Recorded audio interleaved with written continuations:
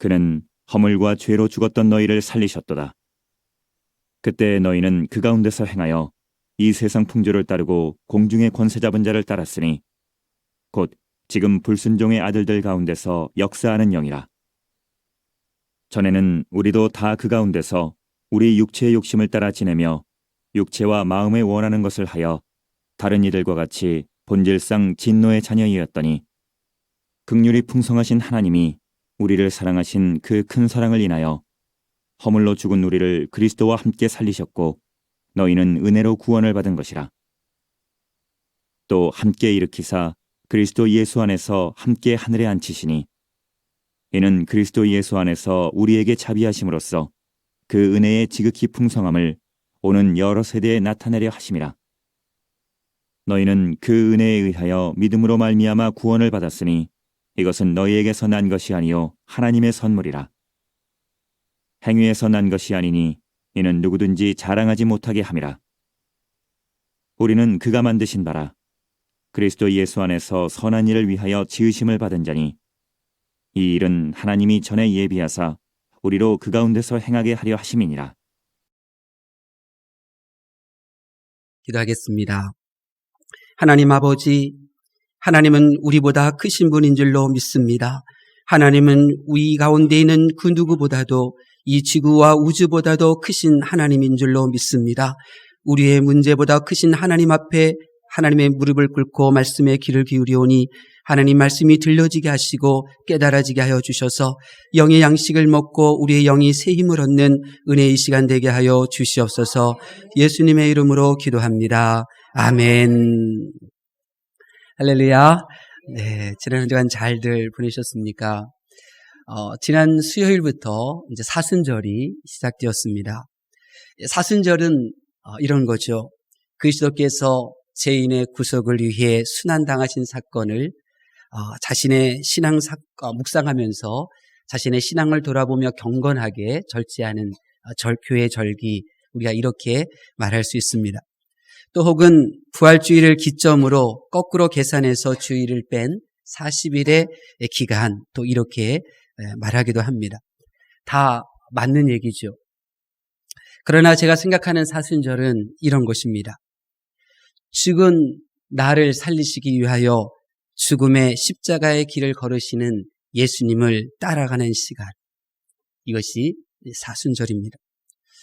저는 소망합니다. 이번 사순절에 우리 부학교의 온 성도들이 죽은 나를 살리시려고 죽으려 하시는 그 예수님을 놓치지 않고 그까지 따라가서 부활을 경험하실 수 있기를 바랍니다.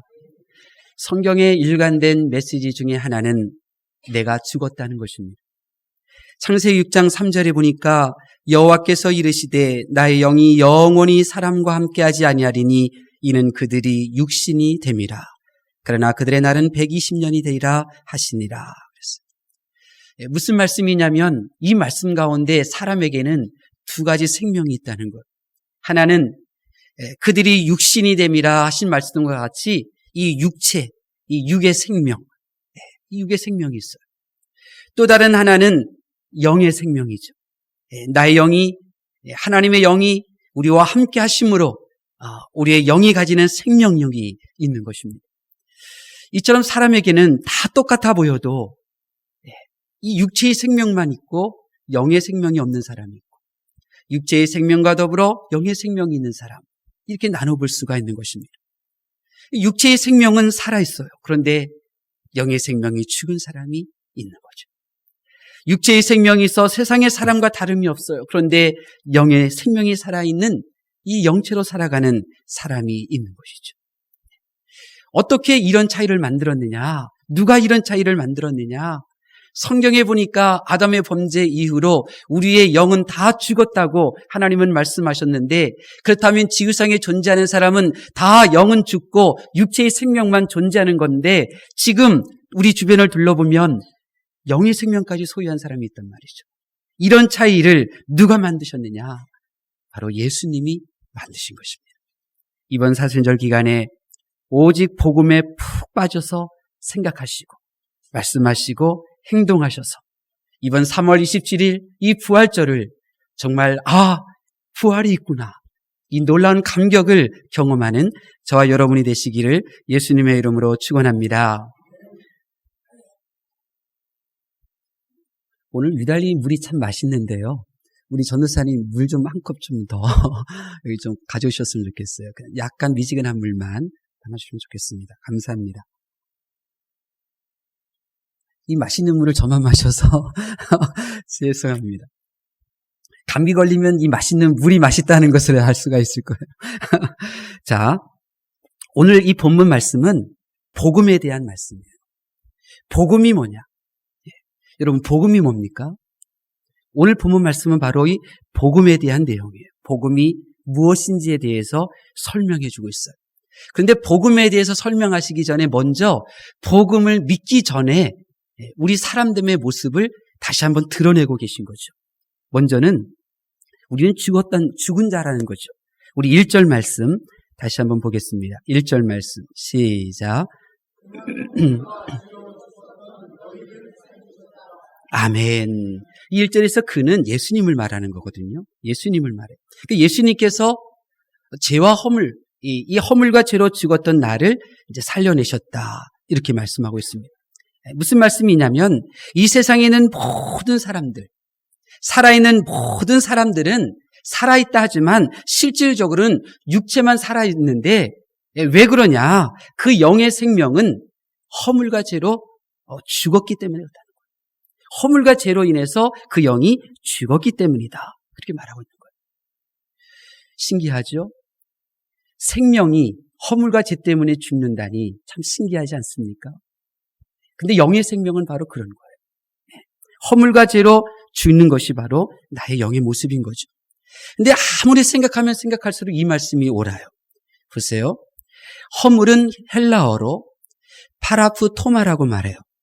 이 파라프토마라고 하는 이 허물이라고 하는 이 명사는 파라핍토라고 하는 동사에서 왔어요. 이 파라핍토라고 하는 동사가 무슨 뜻이냐면 배신하다, 저버리다, 배반하다 이런 뜻이 있는 거예요. 네, 고맙습니다. 그러니까 이 허물이라고 하는 것이 무슨 뜻이냐면 내가 알고 있지만 내가 배반한 거예요. 내가 알고 있지만 내가 배신한 거예요. 내가 알고 있는데도 내가 그것을 행하지 않고 저버린 행위, 이것을 바로 허물이라고 말하는 거죠. 허물이 알고 있음에도 불구하고 배반한 것이다. 그리고 이 허물로 인해서 죽었다. 우리 영이 죽었구나. 이런 말씀을 들을 때 딱 생각나는 사람이 있잖아요. 아담이 그런 경우였어요. 아담은 하나님의 말씀을 알고 있었잖아요. 선악과 먹지 마. 선악과 먹으면 너 죽어. 하나님의 말씀을 알고 있었거든요. 그런데 하와는 어떻게 했어요? 하나님의 말씀을 알고 있음에도 불구하고 하와와 아담은 하나님의 말씀을 배신했잖아요. 말씀을 저버렸어요. 말씀을 배반한 거예요. 그 허물로 인해서 아담의 속사람 영은 죽은 거예요. 여러분, 어찌 아담뿐이겠어요?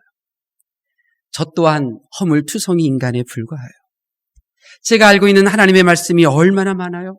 도둑질하지 말라, 살인하지 말라, 또 사랑하라, 용서하라, 인내하라, 게으르지 말라, 탐욕하지 말라, 거짓을 말하지 말라. 수많은 하나님의 말씀들이 많이 있어요. 그런데 제가 그 모든 말씀들을 다 제가 지키고 있나요? 살인하지 마, 도둑질하지 마, 그 말씀 지켜요. 그런데 게으름은요? 저는 하나님의 말씀을 저버린 허물이 내게 있는 거예요. 그 허물이 나의 이 영을 기운 빠지게 하는 거예요. 그 허물이 나의 영을 굶주리게 하는 거예요. 하나님의 말씀을 알면서도 지키지 않는 내 허물이 나의 영을 죽이는 거죠. 그 허물이 내 안에 있는 하나님의 영을 떠나보내시게 하는 거죠. 그래서 나의 영이 죽는 거예요. 잠자는 거고. 허물투성이에요. 또 하나님께서는 나를 떠나심으로 내 영이 죽는데 하나님이 떠나시는 이유가 뭐냐면 내 죄 때문이에요. 여기서 말하는 죄는 하마르티아라고 말해요. 이 하마르티아라고 하는 헬라어는 하마르타노라고 하는 동사에서 또 왔어요. 근데 이 하마르타노는 어떤 뜻이냐면 관역을 맞추지 못하다 이런 뜻이에요. 근데 이것은 무슨 뜻이냐면 시도를 하는 거예요. 노력도 해봤어요. 그런데 이루지 못한 거예요.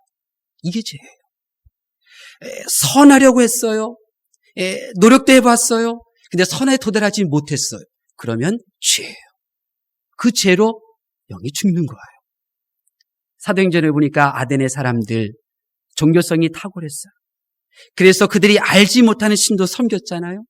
근데 그들은 그렇게 선을 이루기 싶었지만 선에 도달하지 못했기 때문에 죽는 거예요. 영이 죽는 거죠. 죄로 인해서. 예수님 믿지 않는 많은 이들이 정말 선하게 살려고 노력해요. 예수님을 믿지 않는 세상 사람들, 정말 기독교인들보다도 더 착해요. 더 선해요.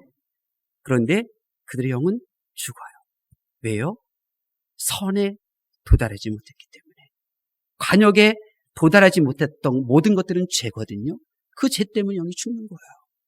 네. 여러분 생각해 보십시오.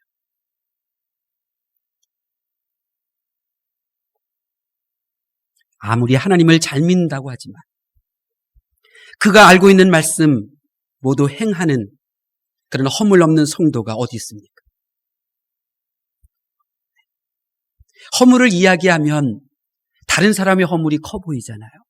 근데 예수님은 말씀하시죠. 다른 사람의 눈에 있는 티는 보고 내 눈 속에 있는 들보는 보지 못한다. 내게 허물이 있는 거예요. 내가 알고 있는데도 행하지 못하는 그 허물이 나의 영을 맥빠지게 하는 거예요. 나의 육신을 다스리지 못하게 하는 거예요. 선을 행하는 사람이라 할지라도 선 자체에 이른 사람은 우리 주변에 없어요. 그렇기 때문에 성경은 의인은 없다.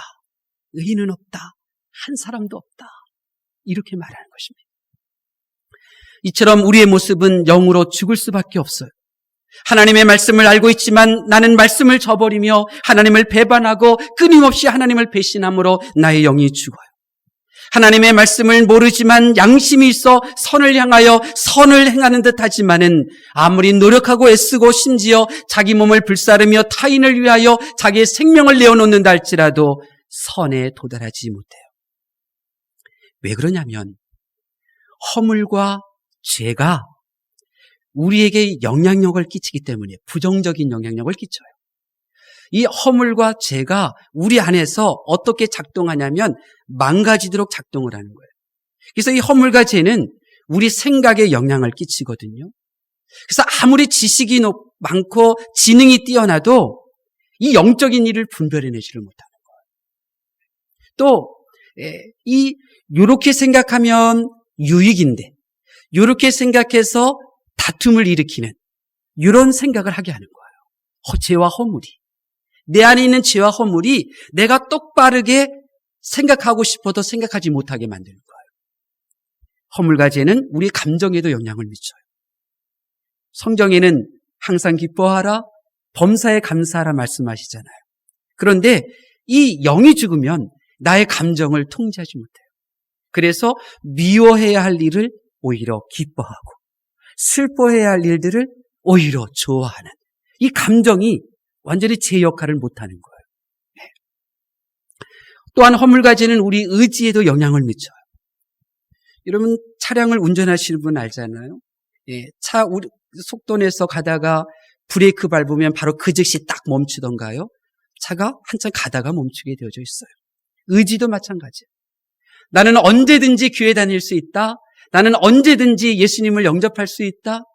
천만에요. 어림도 없는 일이에요. 나는 마음껏 살다가 죽을 때 나 예수님 영접할게. 네, 하지만 어림도 없어요. 우리의 의지로는 그렇게 할 수가 없는 거예요. 우리의 의지도 망가졌기 때문에 그런 거예요. 그렇기 때문에 지구에 존재하는 사람은 이 스스로의 힘으로 이 허물, 이 죄를 씻을 수가 없는 거예요. 다윗의 고백과 같이 나는 허물과 죄 가운데 잉태되었고 허물과 죄 가운데서 태어났고 허물과 죄 가운데서 살다가 허물과 죄 가운데서 영원히 죽는 거예요. 이것이 바로 복음을 접하기 전에 사람의 모습인 거예요. 두 번째로 복음에 대해서 이해하기 위해서 또 한 가지 말씀을 주셔요. 그것이 뭐냐면 영으로 죽어 있는 사람의 상태가 어떤 상태냐면 참 비참하다는 거예요. 육은 살아있어서 화려한 옷을 입고 또 뭔가 좋은 위치에 있어서 큰 소리 떵떵 치지만 그 영이 죽어있는 사람은 비참한 거예요. 그래서 그는 불쌍하게 보여야 돼요. 왜 그가 불쌍해 보이느냐? 그가 마귀에게 속했기 때문에 그런 거죠. 우리 한번 말씀을 볼까요? 네, 우리 2절 말씀 한번 보도록 하겠습니다. 2절 말씀 시작.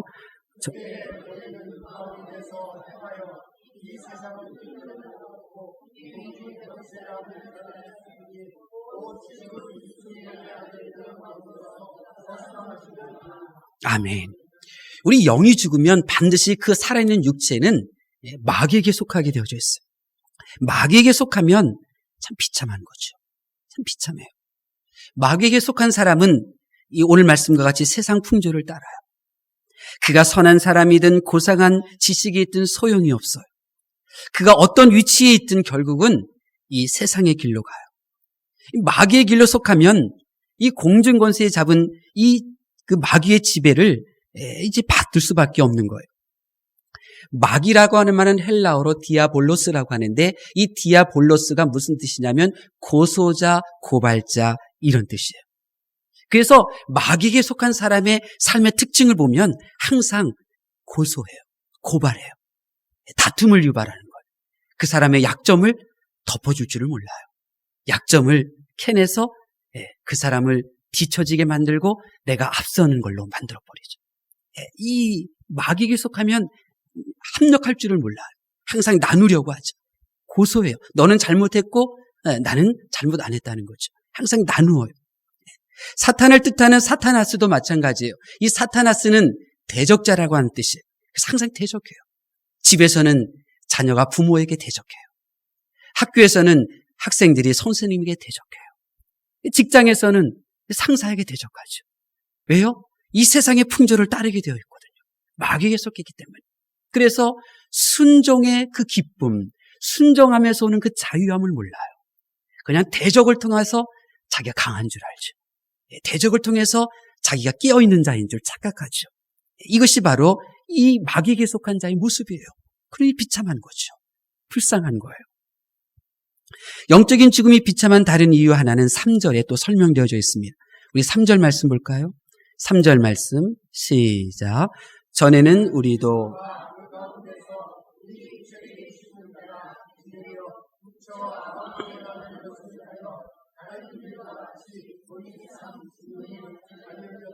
아멘. 이 영이 깨어있는 사람은 말씀에 따라서 움직이는데 영이 죽어있는 사람은 이 어긋난 감정에 따라서 움직이거든요. 그러니까 이 영적인 죽음이 비참한 다른 이유가 하나가 바로 뭐냐면 하나님의 진노 아래 놓이기 때문에 그런 거예요. 하나님의 이 진노 아래 놓이는 이러한 사람들, 마음의 즐거움을 따라서 행하지만 또 육체가 원하는 일을 하면서 즐겁게 살아가지만 그들이 불쌍하고 비참한 이유가 뭐냐면 그들은 하나님의 진노 아래 놓여 있다는 거예요. 불쌍해. 하나님의 진노의 대표적인 장소가 어딘가요? 지옥이잖아요. 지옥.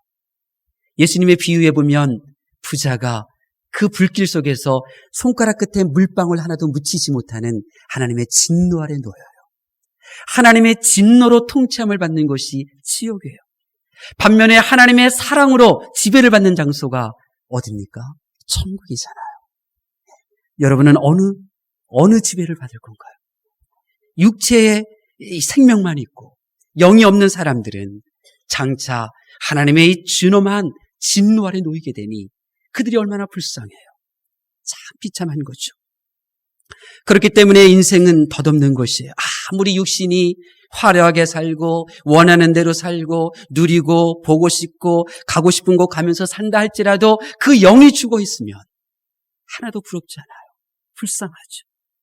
그 사람만 보면 부러운 게 아니라 그냥 눈물만 흘릴 뿐인 거죠. 잠시 후에 그의 길이 어느 길인지를 알기 때문에 그런 거예요. 여러분, 이것이 바로 인류의 과거와 현재와 미래에 변할 수 없는 죄인의 모습이었어요.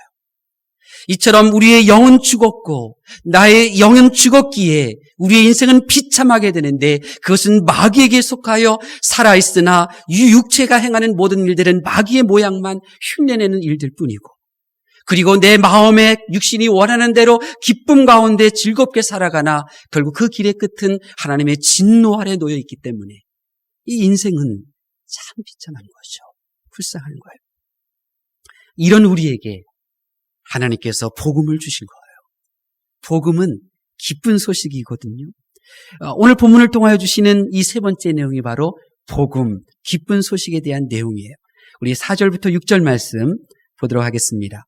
4절부터 6절 말씀 봉독합니다. 시작.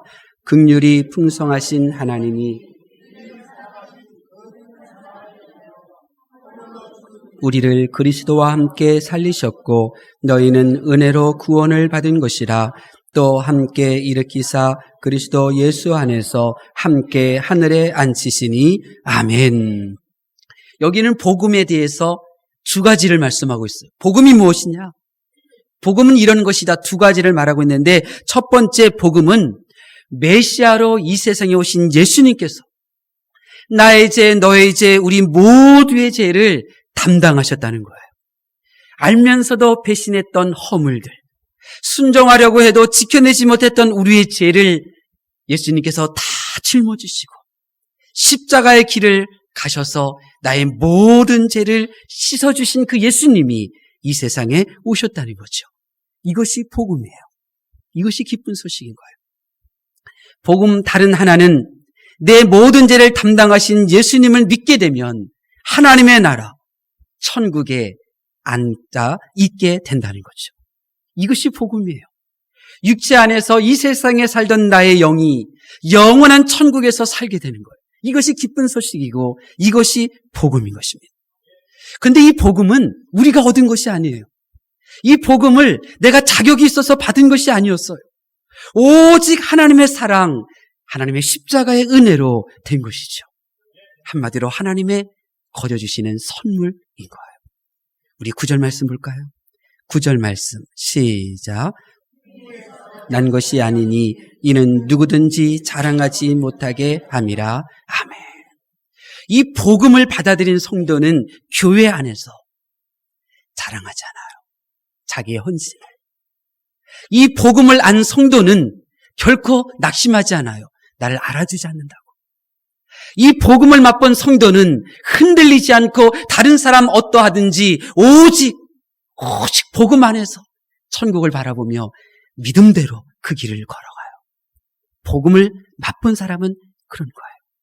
내 허물, 나의 모든 죄가 씻김받고 죽은 내 영이 다시 살아난 것은 나의 행위로 된 것도 아니고 내게 자격이 있었던 것도 아니고 오직 하나님의 선물로 되어진 일이기에 그는 전혀 자랑하지도 않고 섭섭하지도 않고 실망하지도 않고 오직 이 복음이 주는 그 자유함, 이 복음이 주는 그 소망, 이 복음이 주는 그 기쁨, 그 안에서 하나님을 섬기고 교회 생활하게 되는 것입니다. 여러분, 하나님께서는 우리 부학교회를 우상의 골짜기에 세워주셨어요. 우상의 골짜기에 세워주셨다는 말은 영은 죽고 육체만 살아있는 지역에 우리 부학교회를 세워주셨다는 말씀이에요. 그러므로 우리 부학교회는 오직 잠자는 영혼을 깨우고 그리고 하나님께서 살려주셨으나 그 영이 살아있다는 사실을 모르는 채 육으로 살아가고 있는 이들에게 다가가 복음을 증거하는 그런 교회가 되어야 될 줄로 믿습니다. 그것이 우리 부학교회의 관심이에요. 오직 하나님께서 살려주신 그 생명이 너에게 있다는 사실을 알려주고 또 그 영이 잠자고 있는 그들에게 다가가 그 영혼을 깨워서 육신으로 살던 삶을 중단시키고 마귀에게 속한 육의 일을 멈추게 하고 하나님에게 속한 영의 일을 시작하게 하는 것, 그것이 바로 우리 부학교에 하나님께서 허락하여 주신 사명인 줄로 믿습니다. 영이 죽어 있으면, 영이 잠자고 있으면 그의 인생에 참된 행복과 평안을 맛볼 수가 없습니다.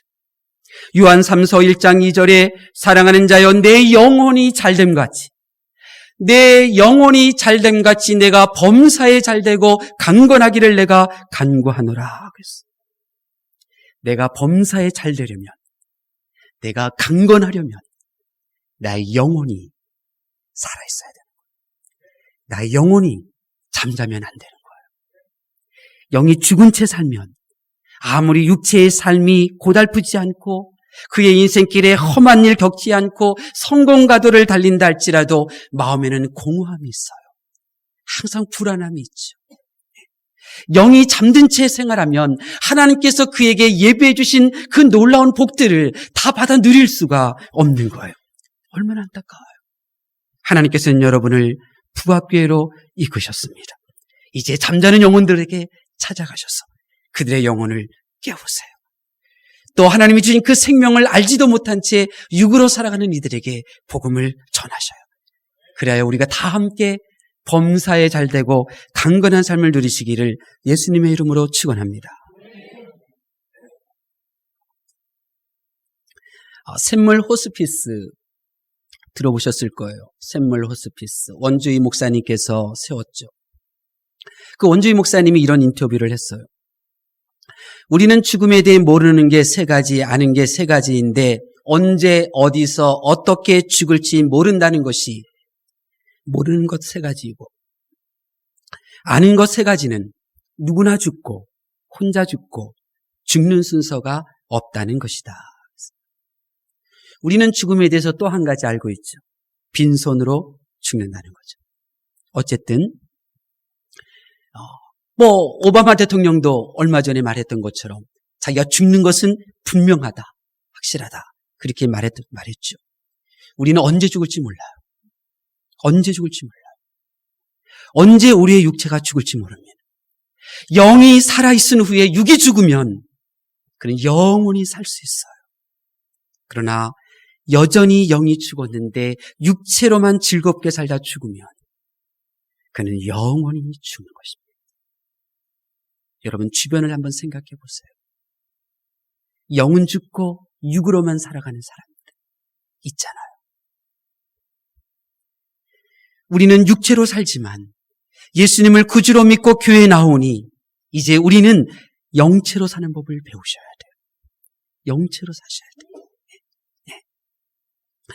잠자지 않고 깨어있고 살아서 영으로 살아가는 이 법을 배워야 되는데 영체로 사는 방법 중에 하나는 이런 거예요.